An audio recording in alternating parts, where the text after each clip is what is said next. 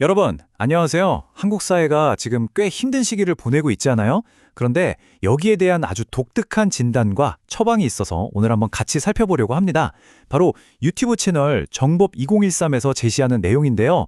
과연 어떤 이야기인지 지금부터 하나씩 짚어보겠습니다. 자, 바로 이 숫자부터 시작해보죠. 40일. 이게 대체 무슨 숫자일까요? 이게 말이죠. 원본 자료에 따르면 대한민국에서 하루 평균 스스로 목숨을 끊는 사람의 숫자라고 합니다. 하루에 마을 한 명이요. 정말 충격적인 숫자죠. 그런데 이건 빙산의 일각에 불과하다고 해요. 아니, 도대체 왜 이런 일들이 벌어지는 걸까요? 그리고 이걸 해결할 방법은 정말 있는 걸까요? 이 자료에서는 아주 과감한 해법을 이야기하고 있습니다. 자, 그럼 먼저 지금 우리 사회가 어떤 위기에 처해 있는지 그 진단부터 한번 들어보겠습니다. 앞서 말씀드린 이 높은 자살률 있잖아요. 이게 그냥 하나의 문제가 아니라 훨씬 더 크고 깊은 위기의 신호탄 같은 거라고 합니다. 보시면 저출산율 0.72 이건 정말 심각하죠. 1인 가구는 벌써 40%가 넘었고요. 문 닫는 가게들은 점점 늘어나고 부의 격차, 지역 간의 격차는 더 심해지고 사회 전체에 불신이 가득 찼다고 진단합니다. 한마디로 사회 전체가 지금 몸살을 앓고 있다 이런 이야기입니다. 근데 궁금한 게 왜 하필 지금일까요? 왜 이 모든 문제들이 지금 한꺼번에 뻥뻥 터져 나오는 걸까요? 여기에 대한 진단이 정말 흥미롭습니다. 대청소의 시간이 왔다는 건데요. 이게 무슨 말이냐면 우리가 그동안 정말 앞만 보고 달려왔잖아요. 그 성장기에 쌓였던 부작용이나 모순들이 이제 더 이상 숨길 수 없이 밖으로 다 터져나오고 있다는 겁니다. 그래서 이 자료에서는 성장기는 끝났다 이렇게 선언을 해요. 그리고 지금 겪는 이 혼란은 나라가 망하는 게 아니라 오히려 그동안 묵혀뒀던 문제들을 싹 다 청소하는 그런 과정이라는 거죠. 물론 아프긴 하겠지만 심지어 이 대청소에는 시간표까지 있습니다. 바로 3개년 계획인데요. 작년 2025년에 문제들이 수면 위로 떠오르기 시작했고 바로 올해 2026년에 그 갈등이 최고조에 달했다가 내년인 2027년부터는 서서히 해결 국면으로 들어선다. 이런 로드맵을 제시하고 있습니다. 자, 그럼 이 힘든 대청소가 다 끝나면 그 다음은 뭘까요? 우리는 어디로 가야 할까요? 이 자료에서는 한국인에게 아주 특별한 사명, 인류를 위한 사명이 주어져 있다고 말합니다.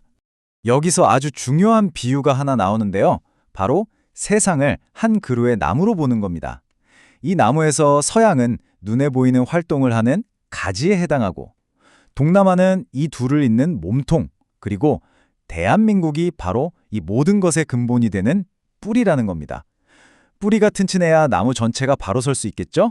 그리고 이 뿌리로서의 책임감은 사실 우리에게 아주 익숙한 개념으로 이어집니다. 바로 홍익 인간 사상이죠.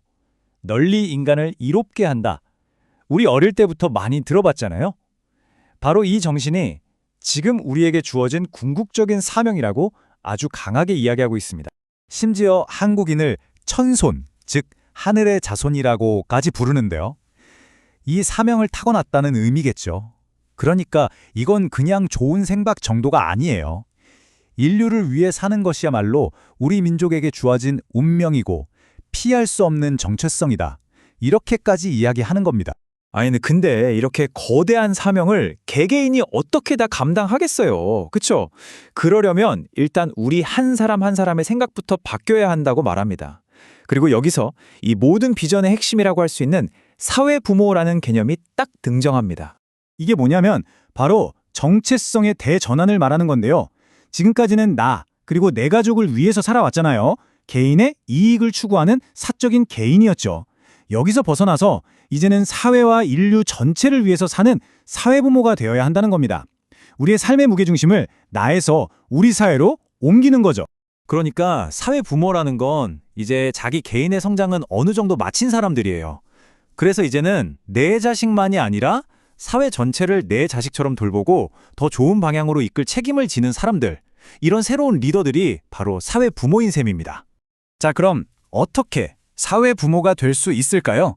그 첫걸음으로 아주 파격적인 제안을 합니다. 바로 이겁니다. 당신은 노동자가 아닙니다. 당신은 연구원입니다. 이 마음가짐의 전환, 이게 핵심입니다. 이 아이디어를 확장하면 모두가 연구원이 되는 거예요. 예를 들어 회사의 CEO는 대표연구원, 과장님은 과장연구원이 되는 거죠. 거리를 깨끗하게 해주시는 환경미화원분들은 미화연구원, 아르바이트를 한 학생들도 사회연구원이라는 겁니다. 이게 그냥 말장난이 아니고요. 이렇게 관점을 바꾸면 내 일이 사회에 어떻게 기여하는지 고민하게 되고 거기서부터 지혜와 책임감이 나온다는 발상입니다. 정말 독특하죠?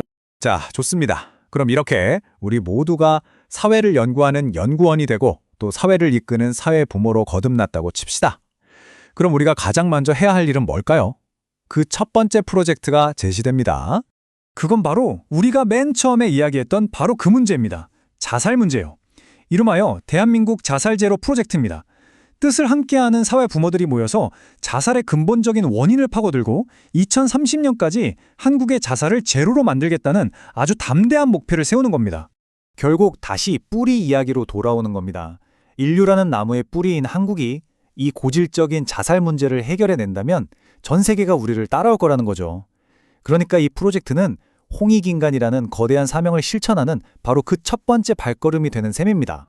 자, 오늘 소개해드린 이 비전 어떻게 들으셨나요? 결국 이 모든 이야기는 우리 각자에게 하나의 질문을 던지는 것 같습니다. 만약 여러분이 우리 사회를 더 나은 곳으로 만드는 연구원이라면 여러분은 어떤 문제부터 연구해보고 싶으신가요? 이 질문에 대한 답을 한번 생각해 보시면 좋겠습니다. 오늘 내용은 여기까지입니다. 들어주셔서 정말 감사합니다.